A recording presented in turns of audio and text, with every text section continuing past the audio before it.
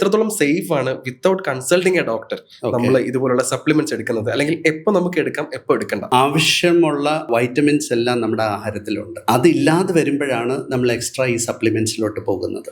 So definitely vegetables, green leafy vegetables, milk and milk products.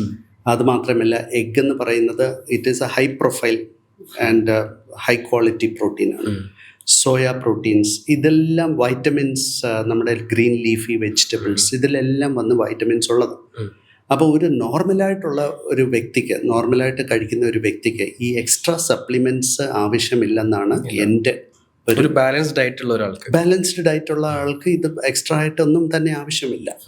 രോഗിക്കാണ് നമ്മൾ കൂടുതൽ supplements, അന്നേരം ഹീലിംഗിന് promote ചെയ്യാൻ വേണ്ടി എക്സ്ട്രാ സപ്ലിമെന്റ്സ് കൊടുക്കുന്നത്. ഒരു നല്ല അധ്വാനിക്കുന്ന ഒരു വ്യക്തിയാണെങ്കിൽ കാർബോഹൈഡ്രേറ്റ്, പ്രോട്ടീൻ ആൻഡ് ഫാറ്റ് എടുക്കേണ്ടതാണ്.